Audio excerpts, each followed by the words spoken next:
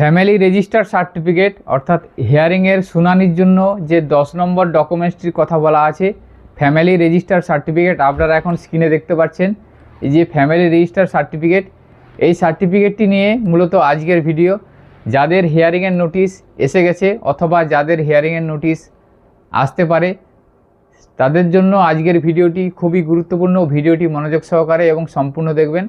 যদি আপনার hearing notice এসে থাকে সেক্ষেত্রে আপনার এই হিয়ারিং নোটিশে ডকুমেন্টসের যে তালিকা আছে সেই তালিকার মধ্যে কোনো ডকুমেন্টস যদি না থেকে থাকে সেক্ষেত্রে আপনি এই ফ্যামিলি রেজিস্টার সেই ফ্যামিলি রেজিস্টার ডকুমেন্টসটি আপনারা দেখিয়ে হিয়ারিংটি করে নিতে পারবেন। এই ফ্যামিলি রেজিস্টার ডকুমেন্টসটি কোথায় পাবেন?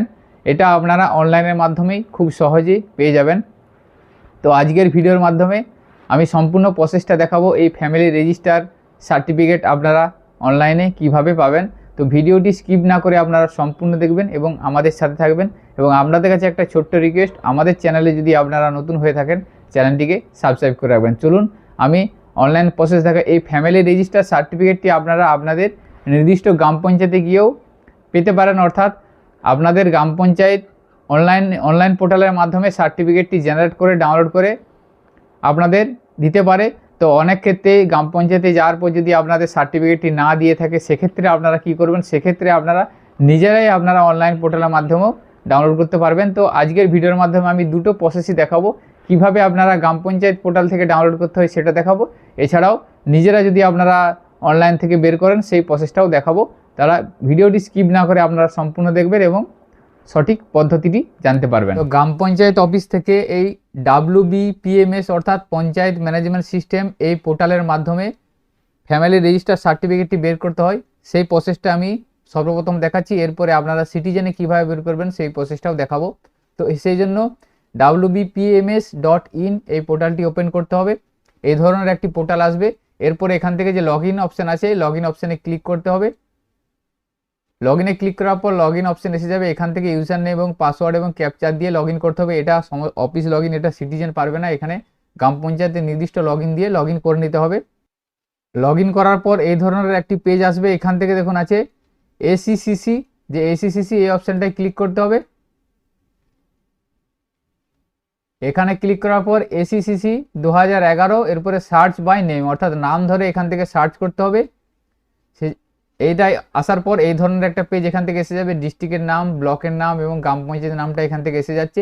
এরপরে ভিলেজ নেম অর্থাৎ যার ফ্যামিলি রেজিস্টার সার্টিফিকেট বের করতে চাইছেন সে কোন ভিলেজের অন্তর্গত সেই ভিলেজের নামটা এখান থেকে সার্চ করতে হবে।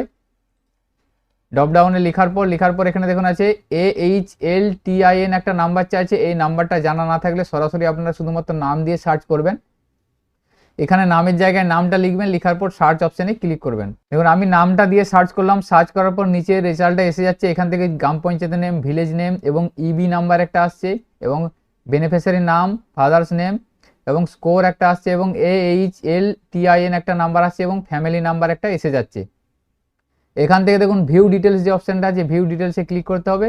ভিউ ডিটেলসে ক্লিক করার পর ফ্যামিলি মেম্বার ডিটেলসগুলো সমস্ত এসে যাবে। এখান থেকে দেখুন একটা ফ্যামিলি নাম্বার থাকবে এবং ওই ফ্যামিলিতে যতজন মেম্বার আছে তাদের নাম এবং বাবার নাম, বয়স এবং জেন্ডার এবং সম্পর্ক সমস্ত ডিটেলস এখান থেকে শো করে যাচ্ছে। তো এইভাবে আপনারা নির্দিষ্ট গ্রাম পঞ্চায়েতে গিয়ে আপনাদের ফ্যামিলি রেজিস্টার যে সার্টিফিকেট সেই সার্টিফিকেটটি আপনারা ডাউনলোড করে এবং নিতে পারবেন।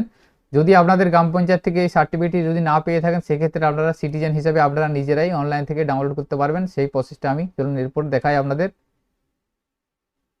তো সেই জন্য আপনারা প্রধানমন্ত্রী আবাস যোজনা গ্রামীণ যে অফিসিয়াল ওয়েবসাইট, এই ওয়েবসাইটে আপনাদেরকে আসতে হবে। PMAYG.DORD.gov.in এই লিঙ্কটি ওপেন করবেন। লিঙ্কটি ওপেন করার পর এই ধরনের একটা পেজ আপনার সামনে এখানে এসে যাবে। তো এই লিঙ্কটা আমি ভিডিও ডেসক্রিপশনে দিয়ে রাখবো, সেখান থেকেও আপনারা ওপেন করতে পারবেন। এছাড়াও আমাদের হোয়াটসঅ্যাপ বা টেলিগ্রাম যে গ্রুপ আছে সেই গ্রুপে শেয়ার করে রাখবো, সেখান থেকেও আপনারা এই লিঙ্কটি ওপেন করতে পারবেন। এরপরে আপনারা এখানে দেখুন আওয়াজ সব যে অপশানটা আছে এই অপশানটায় যাবেন। এখানে যাওয়ার পর রিপোর্ট অপশানে আপনারা ক্লিক করবেন। রিপোর্টে ক্লিক করার পর আপনাদের কাছে রিপোর্ট সেকশনটা এসে যাবে। একদম আপনারা স্ক্রল করে নিচের দিকে যাবেন। নিচের দিকে যাওয়ার পর দেখুন 4 নম্বর যে অপশানটা আছে কলামের ACCC রিপোর্টে 4 নম্বর আছে category wise ACCC data verification summary এই অপশানটায় আপনারা ক্লিক করবেন। এখানে ক্লিক করার পর আপনাদেরকে এখানে ফিল্টার থেকে চয়েস করতে হবে। এখান থেকে অল স্টেট করা আছে, এটা আপনারা এখান থেকে স্টেটটা সিলেক্ট করবেন। আপনারা ওয়েস্ট বেঙ্গল এখানে সিলেক্ট করবেন। সিলেক্ট করার পরে তারপরে দেখুন এখানে ডিস্ট্রিক্টগুলো এসে যাবে ড্রপ ডাউনে। এখান থেকে আপনি আপনার ডিস্ট্রিক্টটা সিলেক্ট করবেন। ডিস্ট্রিক্ট সিলেক্ট করার পর এখান থেকে আপনার সমস্ত ব্লক শো করে যাবে। আপনি আপনার যে ব্লক সেই ব্লকটা এখান থেকে ড্রপ ডাউন থেকে সিলেক্ট করবেন। সিলেক্ট করার পর এখান থেকে গ্রাম পঞ্চায়েত এসে যাবে, আপনি গ্রাম পঞ্চায়েতটা সিলেক্ট করে নেবেন। সিলেক্ট করে নেওয়ার পর দেখুন যে ক্যাপচার অ্যান্সারটা আছে, এই অ্যান্সারটা লিখবেন। লেখার পর সাবমিট অপশানে ক্লিক করবেন।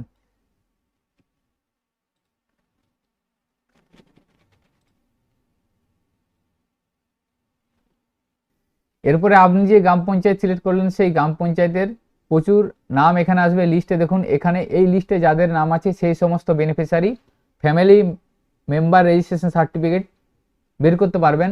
অর্থাৎ ওই গ্রাম পঞ্চায়েতের এই লিস্টে যে সমস্ত ব্যক্তির নাম আছে এখান থেকে আপনারা পেয়ে যাবেন। আপনারা এটা কন্ট্রোল F টিপে বা এখান থেকে সার্চ করে বের করতে পারবেন আপনাদের নামটি আছে কিনা।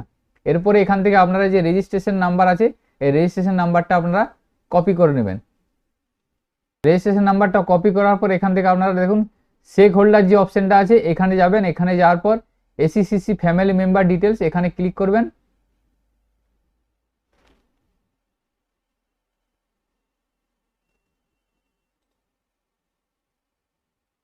এখানে ক্লিক করার পর দেখুন আপনার কাছে এখানে এসিসিসি ফ্যামিলি মেম্বার ডিটেলসের যে পেজটা এখানে এসে যাবে। এখান থেকে আপনারা স্টেটটা সিলেক্ট করবেন।